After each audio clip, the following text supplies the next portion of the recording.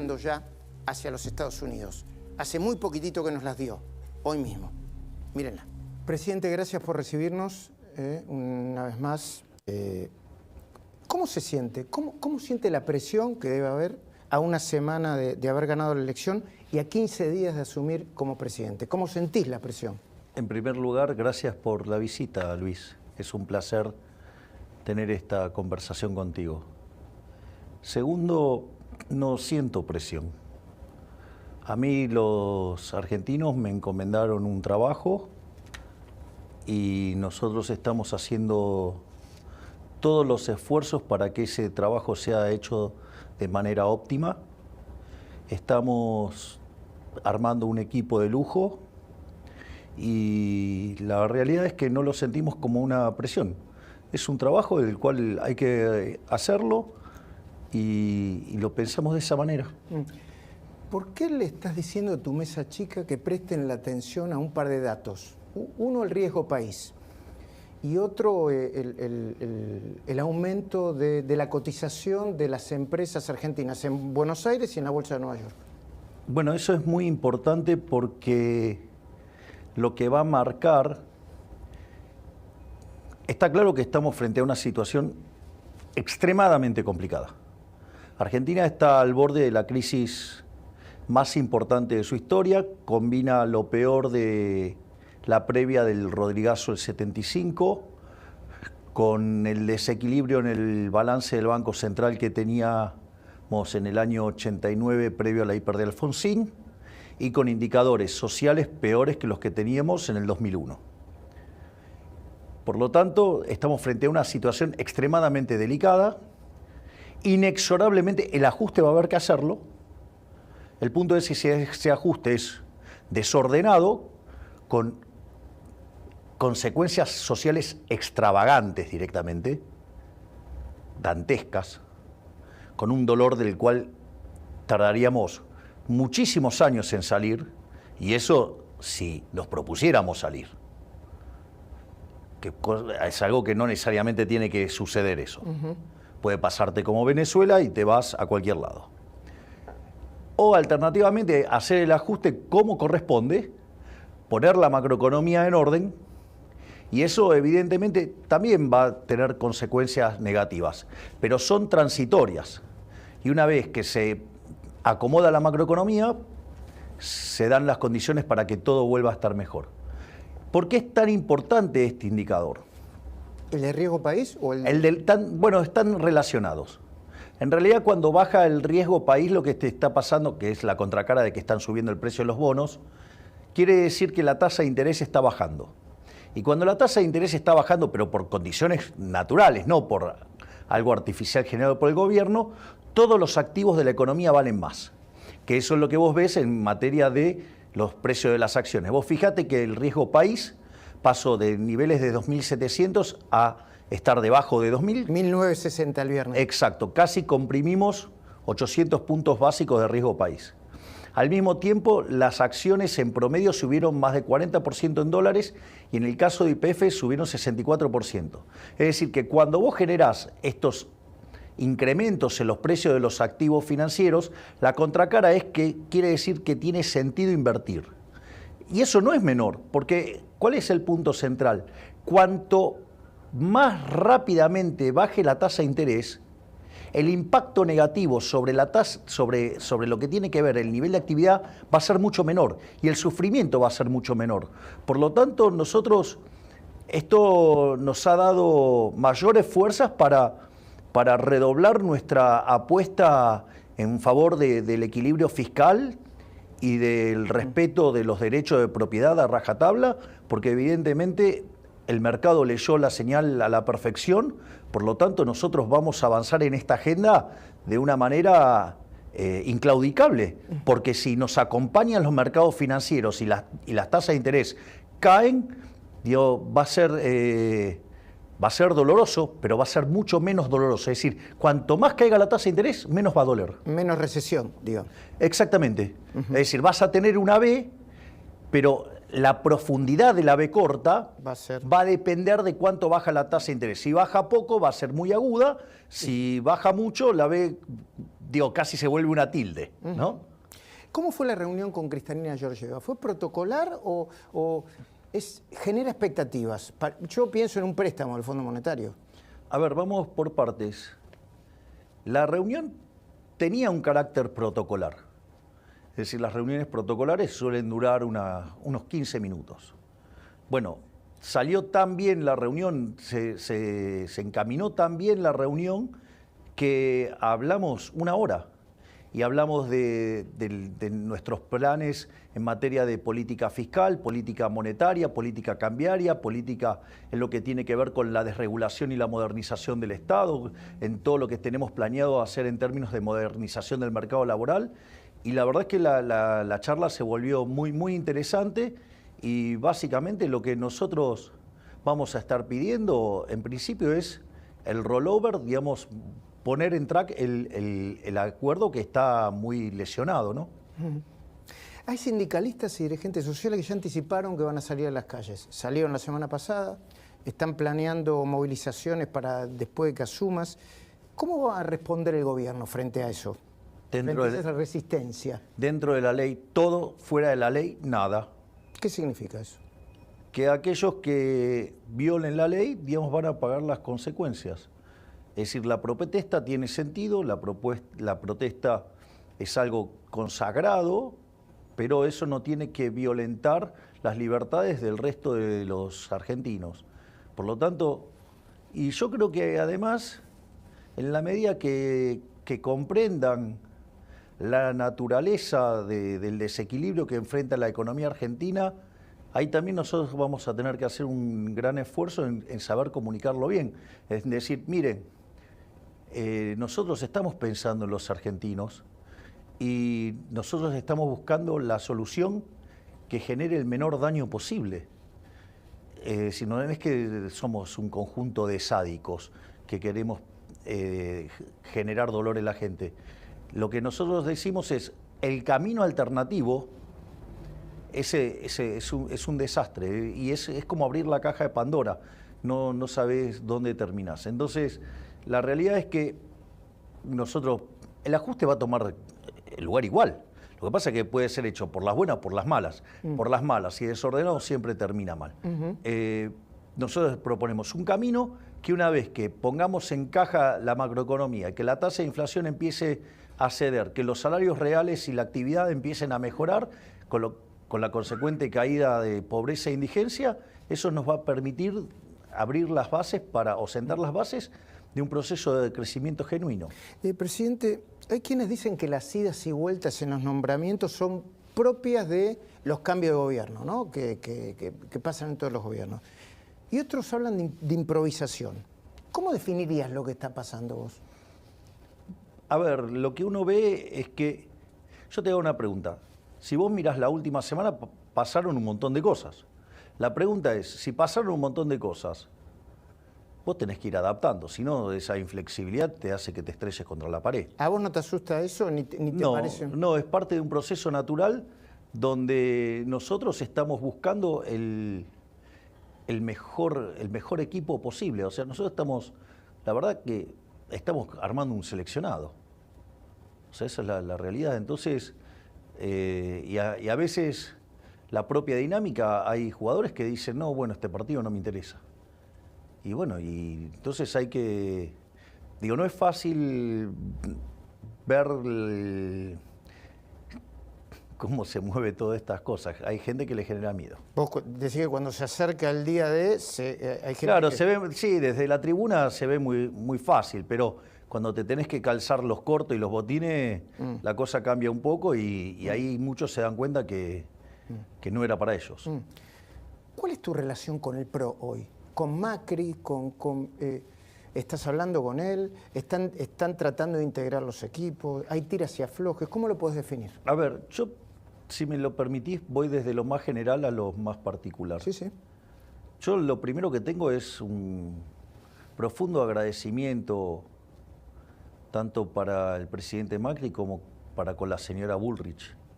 Ellos tuvieron una actitud extremadamente generosa y yo creo que va a ser un hecho que va a ser reconocido por la historia. porque han tenido grandeza en reconocer que se eligió una opción de cambio distinta a la que estaban proponiendo ellos, pero como el cambio era en la misma dirección y como gran parte de la agenda era común, ellos decidieron apoyar. Eso a mí me parece de un valor enorme. Y eso ellos lo hicieron de manera incondicional. Ellos no pusieron ninguna restricción, no pusieron nada. Ese es, si vos querés, es el marco general. No quieren pago de vuelta, factura, no. Ese es el marco general. Exacto. Y de hecho no lo hicieron. Ahora, después hay otras cosas que sí ocurren. Cuando nosotros empezamos a construir los equipos, muchas personas, la verdad que son personas o profesionales que tenemos mucho en común. Y está claro que si no estuvieran de un lado, estarían del otro, digamos, por lo que el cambio representa. Ten en cuenta que cerca del 90% de la agenda estamos de acuerdo. Entonces, eso lo que abre es una posibilidad de integración de equipos y de fusión de equipos que nos permite construir un equipo todavía muchísimo mejor, porque amplía el menú de opciones para elegir a los mejores. Y a mí eso, pero eso, digamos, no es, a mí no me impone nadie nada. Pero si yo, digamos, veo un cuadro que me parece fabuloso, que yo no lo podía, que lo hubiera incorporado, pero no lo podía incorporar porque estaba en otra estructura. Y ahora... ¿Lo llamás? No, ¿qué te parece? No, pero quiero decir, ¿lo llamás vos? ¿O no? Sí. ¿O son negociaciones que son entre fuerzas políticas? No, los llamo yo directamente. No es una cuestión de fuerza política. Es decir, yo quiero tener a los mejores. Es más, y te voy a decir algo. En el caso del PRO, la alineación es más fácil porque tenemos un conjunto de, digamos, de puntos en común del 90%. Pero si en otras fuerzas aparecieran gente valiosa, no tengas dudas que los vas a ver dentro del equipo. O sea, esto, ¿sabes qué, Luis? Acá hay un problema enorme.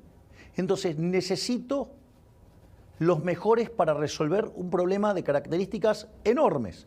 Y en eso estamos. Ok. Por ejemplo, ¿qué papel va a jugar finalmente Luis Toto Caputo? Que estuvo con los banqueros, porque dice, bueno, va a ser ministro, va a ser presidente del Banco Central, secretario de Finanzas. ¿Qué papel va a jugar? A ver, vamos a ponerlo en estos términos. Más allá que las definiciones finales estarán el 10 de diciembre. Ahora, está claro que Argentina tiene un problema enorme con el balance de los bancos. Es decir, con el balance del Banco Central, que tiene que ver con el problema de las LELIQs. Eso, para tener un orden de magnitudes, haría que si vos te vas a un equilibrio tipo Rodrigazo, la llamada inflacionaria te la podría multiplicar por 4. Primer punto, no menor. Recordemos que el Rodrigazo implicó multiplicar por 6 la tasa de inflación. Sí, si hoy 4% de pobreza, 25% de pobreza en unos días. Exacto, entonces pensá en lo siguiente. Si el Rodrigazo implicó multiplicar por 3 la tasa de inflación, por lo menos estaríamos hablando de un 1800%. Sí, no, discúlpame. No. Por 6 sí, 1800. Ahora, pero además el problema es del doble del que teníamos en el Rodrigazo, con lo cual estaríamos en 3600. Bueno, ahora ponele un problema en el balance del Banco Central que te la multiplique por 4. Listo, es un desastre. Tenés que desarmar la bola del LELIQ por 25.000 millones de dólares aproximadamente. Exactamente. El equivalente. ¿Para qué? Para evitar la hiper. Es clave para evitar la hiper. Digamos, es fundamental. Y al margen de eso, porque además te permite abrir el cepo, y eso hace que te baje la tasa de interés, que te aumente la actividad económica, que te rebote el empleo, que te mejore los salarios reales. Que vayas a una hiper como la que acabas de describir. Exacto. Entonces, necesito a alguien que tenga una muñeca financiera experta. ¿Para qué? Para desarmar ese problema de las LELIQs. Dicho esto, creo que no hay mayor experto financiero en Argentina que Caputo. Luis Toto Caputo. Entonces, es el ideal para desarmar ese problema. Y vos fijate que el otro día tuvo una reunión con 20 banqueros y salieron todos contentos. Es decir, hay principio de solución. Esa también es una excelente noticia. ¿Y a vos no te importa tanto que sea ministro o secretario de Hacienda? O, Bueno, eso se va a definir conforme a cómo haya que acomodar el organigrama para mejorar la solución. Incluido el presidente del Banco Central. Incluido el presidente del Banco Central. Que parece que iba a ser uno y después va a ser... Bueno, está bien, digo, ese tipo de cuestiones ocurren y lo que hay que entender es que esto es un proceso. Nunca dijimos que, por ejemplo, la eliminación del Banco Central iba a ser instantánea. Bueno, hay todo un proceso de reconstrucción. Bueno, estamos trabajando en todo ese proceso de reconstrucción. O sea, hoy mi prioridad, Luis, mi prioridad a nivel económico es evitar la hiperinflación. Es decir, y voy a utilizar todos los medios dentro de la ley, respetando los contratos y respetando los derechos de propiedad para dar una solución que minimice esto, porque si no el daño nos va a llevar a los niveles de pobreza, a niveles del 95%. Entonces, la verdad que los detalles de 25º orden y que la discusión de... ¿Sabes qué? No me importa. El Congreso... Yo tengo que resolver un problema grave. Sí, sí. El Congreso es importante. Y más allá de los nombres que aparecen y que se disputan, está Cristian Ritondo, Florencio Randazzo, hay un diputado de la Libertad Avanza que están entre los nombres que lo pueden ocupar. ¿Qué vas a decidir vos ahí? Ahí la decisión también va a ser de la fuerza, yo supongo, de la fuerza con la que discuta y tuya. Bueno, pero... La decisión del presidente de la Cámara va a ser tuya. Bueno, pero ahí lo que nosotros vamos a buscar es el mejor equilibrio político para que las leyes tomen curso. Es decir, nosotros... Gobernabilidad. Exactamente. Nosotros, pensá que nosotros el día 11 entra un paquete enorme de leyes con toda la reforma del Estado y un montón de leyes asociadas a ello. Por lo tanto, no es que nosotros vamos a esperar a marzo, no, que vengan las ordinarias, no. Vamos a llamar a sesiones extraordinarias y vamos a tratar todos estos temas porque es urgente, no podemos esperar hasta marzo. ¿Sabes por qué? Porque en marzo empieza a caer la demanda de dinero. Por lo tanto, más vale que los problemas del Banco Central los resolvamos cuanto antes, y no solo eso, sino que además empecemos a resolver la cuestión fiscal para que no solo frenar con la emisión contra déficit fiscal, sino también para que, como la inflación está tomando curso, limpiar el sobrante de dinero por suba del PBI nominal. ¿Vos te referís a eso cuando hablas de plan de shock? Sí, ¿De claro. qué hablas cuando hablas de shock? Cuando yo hablo de plan de shock, hablo de poner en caja las cuentas públicas, hablo básicamente de lo que tiene que ver con la solución de las LELIQs, arreglar el balance del Banco Central, y una vez que eso lo tenemos encaminado, empezar a abrir el cepo y ir hacia una unificación cambiaria. ¿Qué vas a hacer con las provincias? ¿Con la coparticipación? ¿Con algunos fondos? ¿Con los fondos discrecionales como los ATN? ¿Con fondos que piden las provincias porque no se los dan? Bueno, lo primero que hay que entender es que la coparticipación está fija, o sea, eso es una cuestión. Y de hecho la Constitución del 94 dio un mandato para arreglarla y todavía no se arregló. Bueno, eso tiene esa dinámica y está explicitado en la Constitución cómo se arregla. Por lo tanto, digo, no puedo hacer nada al respecto. Uh-huh. Ahora, lo que sí... Te doy ejemplos. Pero las transferencias discrecionales, bueno, acá lo que hoy manda es el criterio de la caja. Acá, Luis... ¿En qué sentido? Que no hay plata. Entonces yo no te puedo dar la plata que no tengo. Yo no puedo darte plata para que después darme vuelta e ir al Banco Central y pedir imprimir dinero. No, se acabó. Eso no es una solución. Lo que tenía, por ejemplo, la provincia de Buenos Aires hasta hace 5 minutos. Bueno, yo no voy a utilizar el Banco Central para engañar a los individuos. Que, vamos, responsabilidad fiscal, todos tienen que poner las cuentas en orden. Las transferencias discrecionales, hasta que no lleguemos a una caja nula, no va a haber para nadie. ¿Qué significa una caja? No voy a ver, que el resultado financiero sea nulo. Es decir, entonces, porque vos cuando el resultado financiero es negativo te tenés que endeudar. Esa deuda puede ser con el mercado o puede ser con lo que es la emisión monetaria, que es endeudarte contra el Banco Central. ¿No vas a emitir para...? Es que quiero cortar con la emisión monetaria. Entonces, fíjate que yo estoy cortando con la emisión monetaria, porque si hacemos el resultado fiscal neutro, ¿no? O sea, que no emitís más por el fisco, y además resolvés el problema de las LELIQs, ese crecimiento endógeno de la cantidad de dinero también lo frenás. Entonces, se corta con la emisión monetaria. Y ahí ya, vos lo sabés, tenemos que esperar entre 18 y 24 meses para exterminar la inflación. Pero, por ejemplo, ¿qué va a pasar?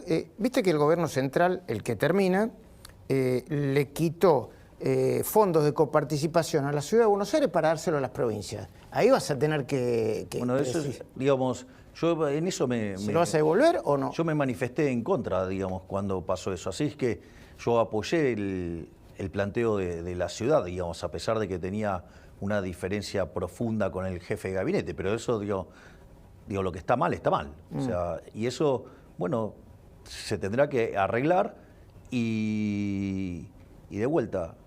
Pero lo que quiero que quede claro también, que quizás es más importante, acá hay cambio de régimen. Acá hay cambio de régimen. ¿Qué significa eso? Vamos a poner de patas para arriba la organización económica. Es decir, esta organización económica nos está llevando a ser el país más miserable del mundo. Luis, nosotros entramos al siglo XX siendo el país más rico del mundo. No puede ser que hoy seamos 130, tengamos cerca del 50% de pobres y más de 10% de indigentes. No puede ser, no puede ser. Yo no quiero una Argentina que sea la villa miseria más grande del mundo. Entonces, bueno, pero para eso tenés que hacer un cambio de régimen. Bueno, nosotros estamos proponiendo un cambio de régimen que implica volver a abrazar las ideas de la libertad. Y todo el conjunto de reformas va a estar destinada ¿a qué? A incrementar la libertad. ¿Por qué? Porque aquellos países que son más libres son 8 veces más ricos que los reprimidos. A ver, el gobierno que se va, ¿está colaborando con la transición? Yo tengo datos de gente que meten por la ventana todos los días, a esta hora, un domingo, por ejemplo. ¿Qué van a hacer con eso ustedes? ¿Tienen los papeles? ¿Los van a pedir? Mira, que lo sigan haciendo. Nosotros vamos a un cambio de régimen y vamos a poner las cuentas en orden. Vamos a modificar, ¿sí?, la base contractual de esta economía tal que estén dadas las condiciones para hacer todos los cambios estructurales para que Argentina sea potencia. Nosotros, o sea, con lo cual, ¿sabes qué? No puedo evitar lo que están haciendo, no puedo evitarlo, pero sí... Porque no asumiste todavía. Exacto, pero el 10 de diciembre sí va a depender de mí. Y ahí nosotros tenemos, acá hay algo importante. No solo que vos tenés que saber qué hacer, que es algo muy importante, tenés que saber cómo hacerlo, que también es importante. Pero hay un elemento crucial, fundamental, que es la convicción. A mí me podrás criticar lo que quieras, lo único que no vas a tener duda es que yo estoy convencido. Es decir, yo estoy convencido, yo tengo la convicción de poner de pie a la Argentina volviendo a abrazar las ideas de la libertad, que son las que propuso Alberti en la Constitución del 53. ¿Y no tenés miedo que te metan mucha gente en la calle y que genere una resistencia parecida a las 14 toneladas de piedra, a lo que están anunciando todo el tiempo desde que ganaste las elecciones? Pregunta, cuando vos tuviste que enfrentarte a un desafío grande y que eso después se materializó en un gran logro para tu vida, ¿fue fácil? Bueno, lo que pasa es que la dimensión de lo que querés hacer vos es un poquitito más grande que cualquier cosa que me haya imaginado en mi vida, por ejemplo, porque sos el presidente. Bueno, quizás soy una persona que tiene convicciones un poquitito más grandes también. Yo estoy convencido. Y lo voy a hacer. Porque es la forma en la cual vamos a poner este país de pie. Fíjate que a lo largo de este devenir de los últimos años, en la cual la dinámica de los hechos, el orden espontáneo puro me puso en un sendero que parecía un sueño al inicio, ¿no? Esta la idea de llegar a la presidencia y ahora estoy acá. Nadie cree. Bueno, muy poco. Sí, mi hermana. Y el genio de Santiago Caputo. O sea, sacando esas dos mentes brillantes, pero esto es muy importante. Fíjate que yo recurrentemente usé la figura de Pellegrini. ¿Por qué usé la figura de Pellegrini? Porque Pellegrini asume en un contexto de crisis muy profunda y Pellegrini decide hacer lo que hay que hacer. Con lo cual se tiene que comer todos los costos, o sea, le llenaron la cara de dedos. A punto tal que cuando termina su mandato, uno de sus asesores le dice, mire, don Carlos, salga por el costado. Y justo a Pellegrini, que era un señor de carácter fuerte, con lo cual se abrochó el frac, se puso la galera, tomó el bastón y salió por la escalinata principal. evidentemente esas 2 cuadras y media la gente le dijo de todo. ¿Cómo lo recuerda hoy la gente? ¿Cómo? El piloto de tormentas. Ese es el modelo. Es decir, alguien que esté dispuesto a hacer lo que tenga que hacer, aun cuando eso implique poner el lomo y que te revienten a palos. Pero, ¿sabes qué? Pero alguien lo tiene que hacer, Luis, alguien lo tiene que hacer. Te doy un ejemplo. ¿Los planes sociales van a ser entregados directamente a los beneficiarios? Porque eso Sí, te va a poner... Sí. Eso va a ser o sea, todos los tipos, qué sé yo, los Beligoni, los Pérsicos, los Grabois de la vida... Me encanta la pregunta porque hay 2 cosas que hay. La primera es, sí, vamos a terminar con los intermediarios para que no sean además utilizados de la manera que son utilizados. Y la única excepción a lo que yo dije, nadie va a poder gastar un mango de más porque le corto la mano, la única billetera que está abierta es la de Petovelo. Es decir, la única que puede gastar más es la ministra de Capital Humano.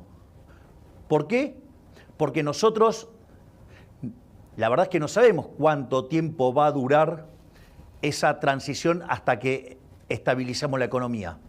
Entonces, vos eso no lo puedes hacer sin contención social. Y es la única billetera que está abierta. Eso implica que las otras billeteras, o sea, si la billetera de Capital Humano necesita más plata, se achican las otras, ¿eh? No es negociable el resultado fiscal. Bueno, pero por ejemplo, la obra pública, que según algunos, yo no sé cómo son los números, pero dice que podrían dejar en la calle, si uno termina con la obra pública ya, no sé, 100.000, 200.000, 250.000 personas. ¿Se va a parar en este mismo instante, a partir del 10 de diciembre? ¿O es otra dinámica? Lo que manda es la caja.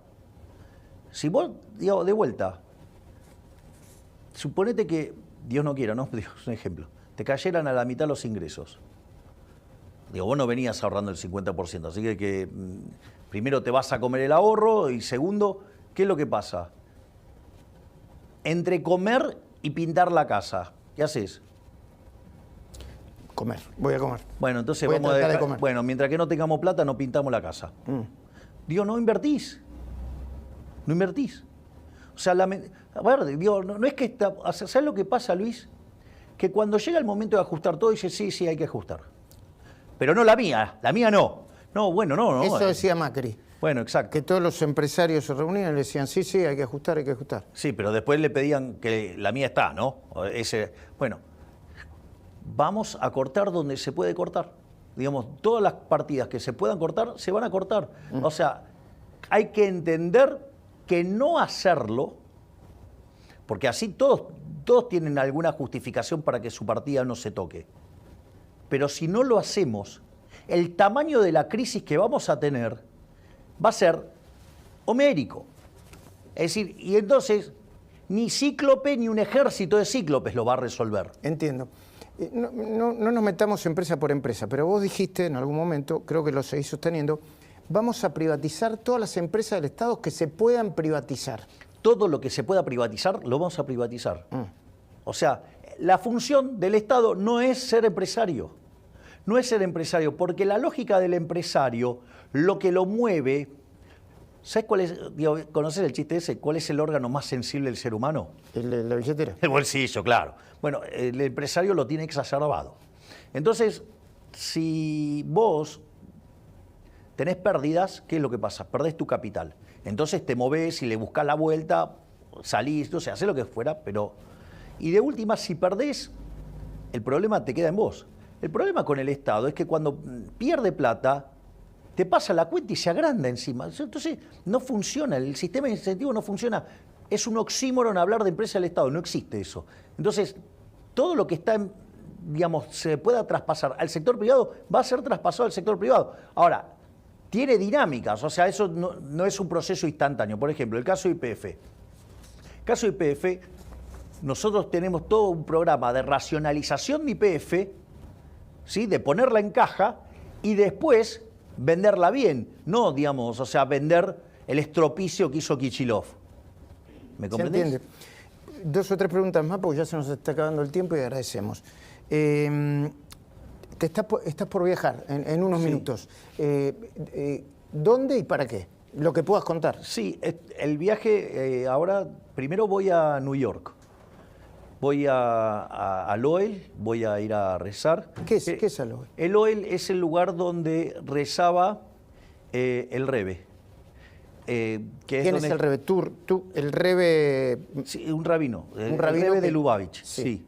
Que falleció en 1994. Exactamente. Digamos que ha sido un hombre de gran influencia a nivel mundial, una persona muy espiritual, y él rezaba en la tumba de su suegro. Entonces, muchos vamos y rezamos ahí, y bueno, y básicamente voy a ir a dar las gracias porque, bueno, yo ahora lo puedo decir, cuando fui, lo que yo hice fue pedir que me diera sabiduría, coraje y templanza. Sabiduría para separar el bien del mal, coraje para elegir el bien y templanza para sostenerme ahí. Y que, bueno, y aceptar la voluntad del Creador respecto a lo que sucediera y tomar el lugar que el Creador decida. Bueno, el Creador me puso en un lugar de máxima responsabilidad, así es que voy a dar las gracias y voy a tratar de estar a la altura de las circunstancias y voy a hacer todo para eso. Eso es, digamos, mi parte espiritual. Después de ahí me voy a ir a Washington y voy a tener un montón de reuniones ya estrictamente vinculada a mi actividad como presidente electo o futuro presidente. ¿Probablemente te reúnas con Trump o es una especulación esa? Eso no se va a dar en este viaje, pero la reunión con Trump te diría que es casi un dato. O sea, hay personas que presenciaron esa charla y te diría que saben que es un dato. Hablando de personas que presenciaron esa charla. Está acá, en este lugar, sí. Acá está Fátima Flores, la estamos viendo acá en este momento. No me quiero meter en tu intimidad, pero sí en tu rol de presidente. ¿Dónde vas a vivir? En Olivos. Ok. En Olivos, y voy a trabajar en Olivos. Es decir, a mí me fastidia mucho todo lo que es el transporte. Digo, esa pérdida de tiempo me pone de muy mal humor, me quita tiempo, y entonces mi idea es, me levanto, desayuno y trabajar hasta que las velas no ardan. Escuché por ahí es cierto, que ibas a tratar de revisar las normas y la Constitución para quitar el rol de primera dama porque te parece algo anticuado, para decirlo de una manera. No lo he declarado públicamente, pero me parece que es un concepto anacrónico porque corresponde a un momento distinto de la historia. Bueno, digamos, Fátima es un excelente ejemplo, digamos, ella en el fondo es una empresaria, digamos, ella es una benefactora social porque ha creado un producto de mejor calidad, un mejor precio, en el cual le brinda satisfacción a una gran cantidad de seres humanos que voluntariamente van y la ven. Entonces, me parece fabuloso que, por ejemplo, ella siga trabajando y que siga manteniendo su actividad, porque justamente es algo que contribuye de manera muy positiva. Entonces me parece que es una figura que corresponde a otros momentos, o sea, pero igual, digamos, no es una batalla en la cual, digamos, o sea, de las primeras, porque la realidad es... Tienen muchas cosas que hacer. Digo, pero sin lugar a dudas, digo, consultaré a las mujeres sobre la apreciación de esto. O sea, bueno, nuestra ministra de Capital Humano, esa figura no le gusta nada, por decirlo de alguna manera, la de la primera dama. Pero, y a Fátima tampoco. Javier, presidente, probablemente no nos volvamos Sigo llamándome Javier, está bien, así es que... te digo presidente. No, yo puedo hacer una reflexión. ¿Cómo no? Si un amigo tuyo cambia de trabajo, ¿lo vas a tratar de manera distinta? Si es el presidente, lo llamo el presidente. Y lo voy a tratar de manera distinta porque... estás, Majule. Porque tiene menos tiempo. Lo voy a tratar de manera distinta porque tengo... Y no... Dale. Y es natural, porque no. Me dijeron, estuve leyendo por ahí que recibiste 1000 llamados el día que ganaste la elección y no los pudiste contestar a todos. Así ¿Solo que, 1000? Bueno, eso. Ponele. Probablemente sea la última entrevista, no lo sabemos, antes del 10 de diciembre cuando asumas. Ahí tenés la cámara. ¿Qué le dirías a los argentinos antes de asumir? Que el momento que nos toca enfrentar es un momento muy delicado, muy duro, muy crítico, que estamos al borde de la crisis más importante de la historia argentina y que me estoy ocupando activamente para elegir a los mejores para no solo evitar esa catástrofe, sino para ponernos de pie e iniciar el proceso de reconstrucción nacional que a la postre nos vuelva el país más rico del mundo. Gracias, Javier. Muchísimas gracias. Gracias, Luis. Muchísimas gracias. Gracias.